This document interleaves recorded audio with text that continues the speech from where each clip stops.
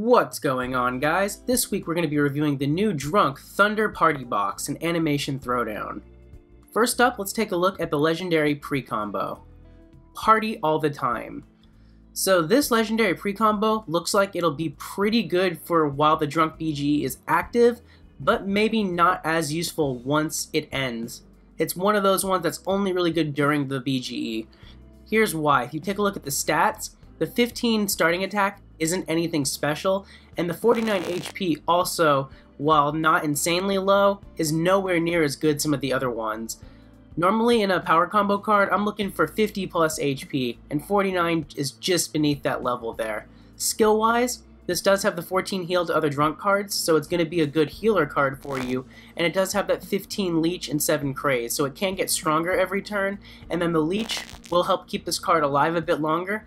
The reason why this will be great during the Drunk BGE is because the bonus from the Battleground effect while Drunk is active will be granting this more leech on top of the 15 it already has and a little bit of punch.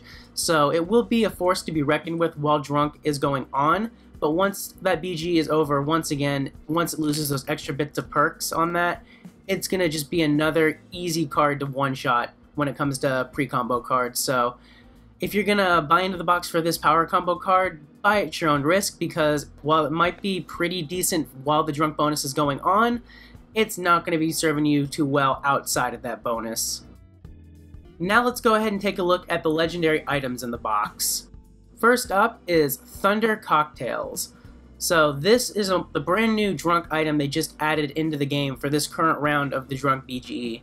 This item's looking like it's going to be all power, so this is an attack item. With 20 attack, that's fantastic. It's great for offense. The 33 HP is terrible, though, for defense, so I would not run this in a defense deck unless you're looking to give your opponents an easy 100 against you in Rumble.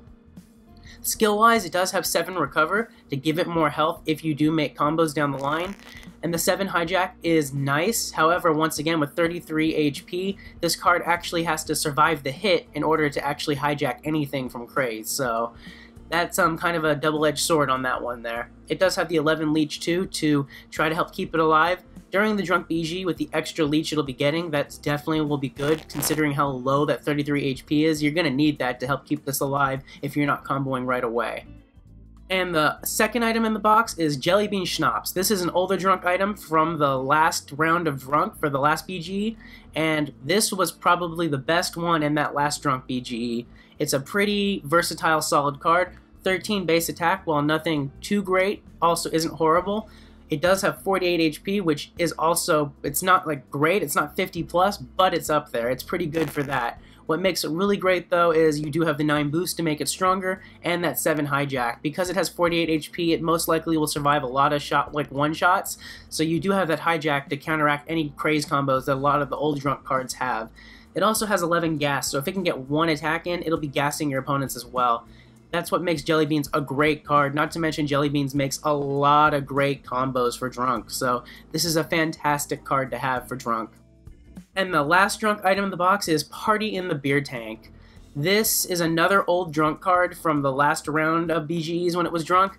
This is a pretty decent one. It's not as good as Jelly Beans in my opinion. True, it does have some more attack at 16, but it has way less health at 40. Skill-wise, it does have that 9 payback, which would be good on a defense card, but 40 HP is way low for defense, so that's kind of like not doing you any favors. It does have 12 gas too, which is nice to cause extra damage to your opponents. Once again, I usually would prefer that in a defensive card as well, but with the 40 HP, it's not really helping you. It does have an amazing 13 heal to other Drunk cards though, so you can utilize this as a mini little healer card for your Drunk cards if you want to have extra heals for the Rumbles and challenges. So that's it for all 3 of the legendary items in this box.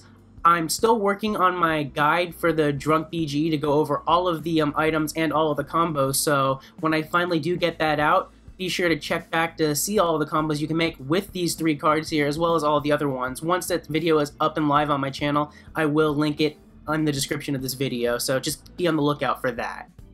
Now let's take a look at the characters in this box. First up is Eugene Belcher. So we talked about Eugene in previous boxes before, but to recap, he is a really good character to have multiple copies of.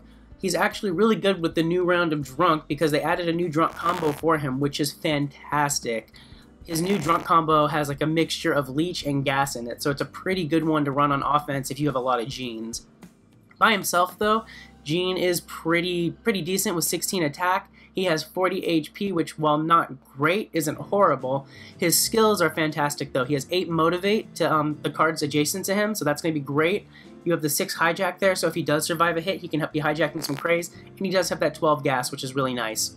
And like I've mentioned in previous reviews, Gene is also, if you look here, a musical card. He gets that musical trait, so when the music battleground effect is going on, Eugene Belcher character card does get a buff from the bonus there. So Gene is a pretty good card to have multiple copies of if you can get your hands on him.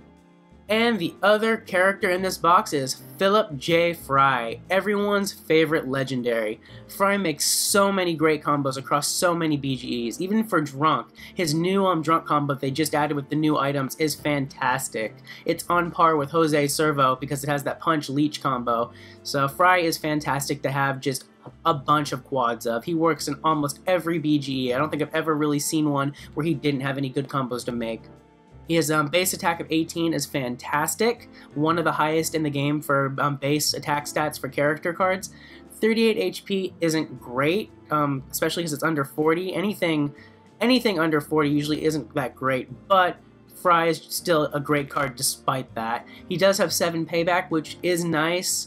Once again, though, with less than 40 HP, the chance of that actually proccing on a defense deck in like the top tier of the game for the top guilds pretty low. It can happen, but I wouldn't bank on it there. It does have 10 boost to make him stronger if you don't combo right away, so you can instantly make that 18 attack jump to 28 without even having to combo him. You can combo something else for that, which is pretty rad.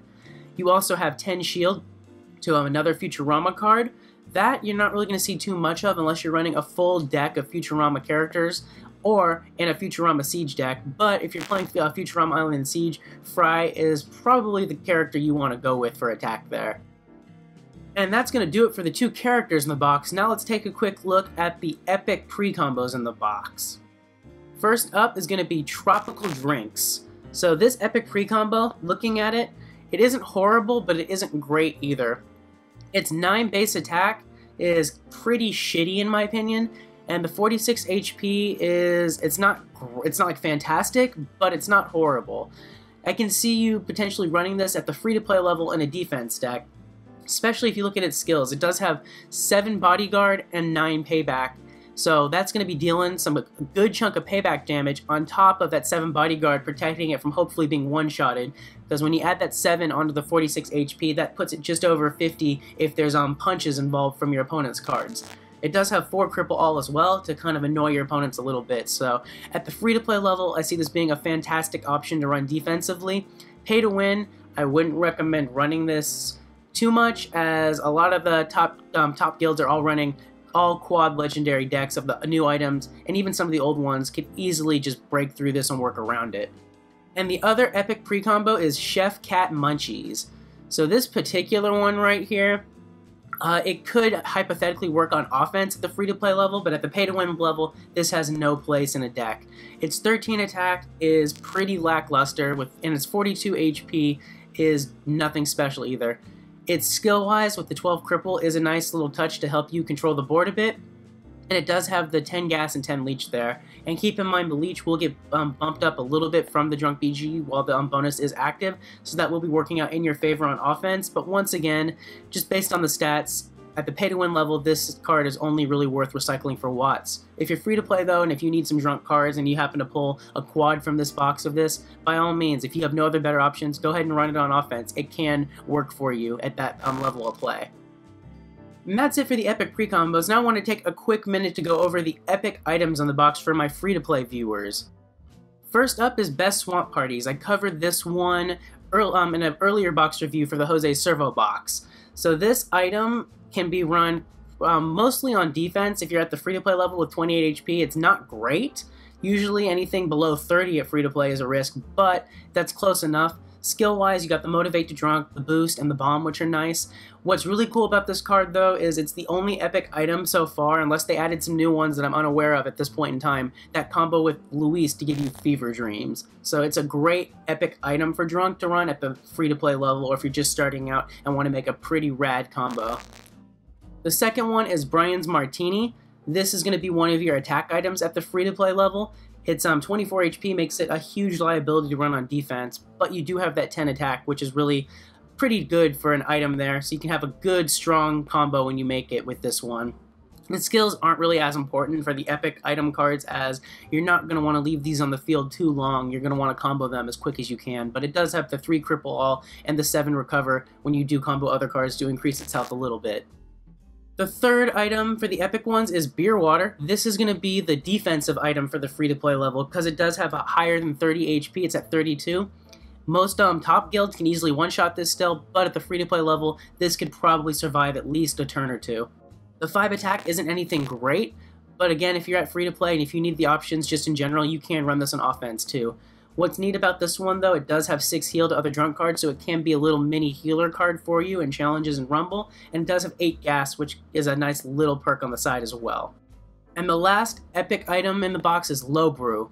So this is going to be one of your attack ones again. It has 9 base attack. The 23 base HP again is pretty bad, so I would not recommend running it on defense unless you had no other choice. It does have 7 recover and 4 bomb and 8 gas. But once again, the skills aren't really as important when it comes to the epic items because you are going to want to combo these quick, otherwise your opponents are going to be shredding through them. So that's all of the cards in this box, so let's recap really quick. So, my final thoughts on this box. That legendary pre-combo, while pretty good for during the Drunk BG, is not going to have much use outside of it. So once Drunk ends, it's probably going to be sitting in your inventory, not getting much use. So it's kind of limited in that capacity for that. As for the legendary items, you have one new legendary item which is really good for attack but has no place in a defense deck. And then as for the older ones there, you have the MVP of the old Jellybean Schnapps, which is pretty good to have. Partying the Beer Tank, on the other hand, has some uses, but it's not the greatest in my opinion. As for the characters in the box, you have 2 pretty good ones. Gene will have some pretty good combos for Drunk with the new ones they added, plus he's great for music and a few other BGs, and you have the MVP character, Philip J. Fry, as well. When it comes to the epic pre-combos in the box, both of them are kind of whatever. The Tropical Drinks one there can work really well at the free-to-play level on defense, while Inverse the Chef Cat Munchies can work offensively at free-to-play, but neither of them work for the pay-to-win level. So when I factor in all of these things together, between the legendary pre-combo, the epic pre-combos, the characters, and the items, it's a pretty run-of-the-mill average box in my opinion, so I'm going to have to just give this a very average 3 out of 5 golden turds. Thanks for watching, guys. I hope you enjoyed the video. If you did, please go ahead and click that like button, and if you're new to the channel and want to see more Animation Throwdown content and reviews, be sure to subscribe.